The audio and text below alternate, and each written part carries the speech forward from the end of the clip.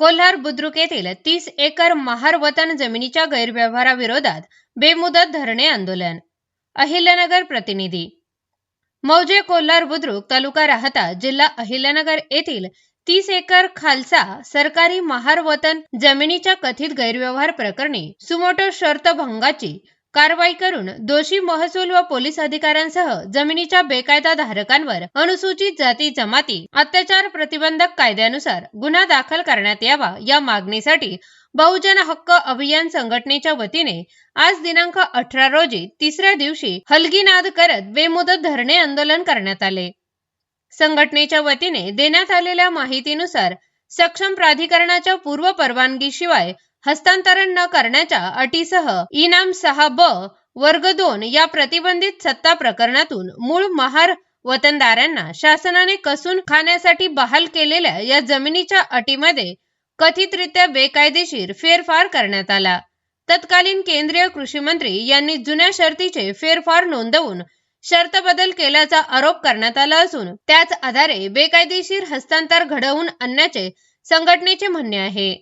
यानंतर कोल्हार बुद्रुक येथील एका कथित बांधकाम व्यावसायिकाने आपल्या कुटुंबांच्या नावाने तब्बल 30 एकर महार वतन जमिनीचा खरेदी विक्री व्यवहाराद्वारे बेकायदेशीर हस्तांतरण केल्याचा गंभीर आरोप बहुजन हक्क अभियान संघटनेचे जिल्हा अध्यक्ष नानासाहेब लोखंडे यांनी केला आहे।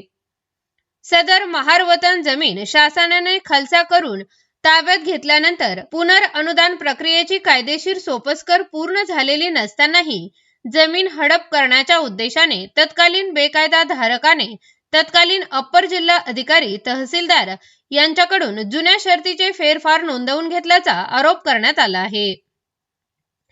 तसेच तत्कालीन अप्पर आयुक्त नाशिक तसेच विद्यमान अप्पर जिल्हा अधिकारी शिर्डी यांनी वतन कायद्यासह शासनाच्या 9 जुलै 2002 रोजीच्या आदेशाचा गैरवापर करत जुन्या शर्तीचे फेरफार रद्द करून विक्रीचा मार्ग मोकळा करण्यासाठी सदर भूखंड वर्ग 1 करून वाणिज्यजन्य व्यापारासाठी वर्ग 2 करणे आवश्यक असताना कथित बिल्डरला जमिनीचे तुकडे करून रहिवासी प्रयोजनासाठी बिनशेती परवानगी दिल्याचा आरोपही करण्यात आला आहे। या सर्व गैरव्यवहारामुळे शासनाच्या कोट्यावधी रुपयाचा महसूल बुडाल्याने मोठी फसवणूक झाल्याचा आरोप करत महसूल अधिकाऱ्यांनीच अनियमितता करून शर्तभंग केल्याचे श्री लोखंडे यांनी नमूद केले।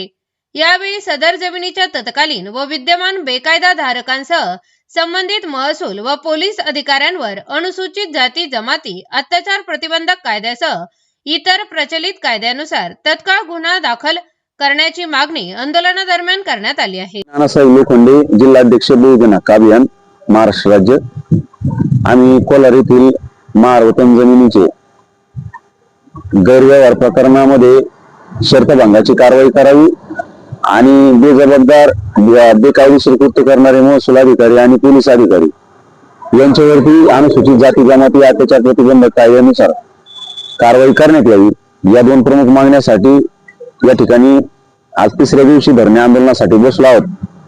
प्रशासनाला जाग यावी या हेतून आम्ही हलगीनाद करतोय। आज आमच्या अप्पर जिल्हाधिकारी शिर्डी यांच्याकडे शर्तभंगाच्या तक्रारी प्रलंबित आहेत।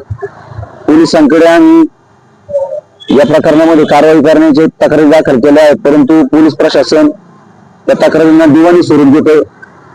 त्याच्यामुळे आम्हाला न्याय मिळण्यास व्यत्यय येत आहे। जिल्हा पोलीस अधीक्षक आणि जिल्हाधिकारी साहेबांनी या प्रकरणामध्ये तातडीने लक्ष घालून योग्य ती कारवाई करावी। जोपर्यंत या प्रकरणामध्ये प्रशासन कारवाई करत नाही तोपर्यंत आमचं आंदोलन चालूच राहील। आज हलगीनाद आंदोलन करतोय, त्यानंतर आम्ही घंटानाद आंदोलन करू, वेळ प्रसंगी आम्ही अर्धदंड मोर्चा काढू। त्याच्यामुळे प्रशासनाने तातडीने गांभीर्याने या प्रकरणाची दखल घ्यावी। आंदोलनाचा तिसरा दिवस आहे। आम्ही सर्वजण मिळून या ठिकाणात आमच्या काही मागण्या मांडण्यासाठी या ठिकाणात आलेलो आहोत। तरी सरकारने याची दखल घ्यावी ही विनंती आहे, कारण जर या दखल न घेतल्यास आम्ही आंदोलन याही पेक्षा तीव्र करू। तर कृपया आमची विनंती मान्य व्हावी।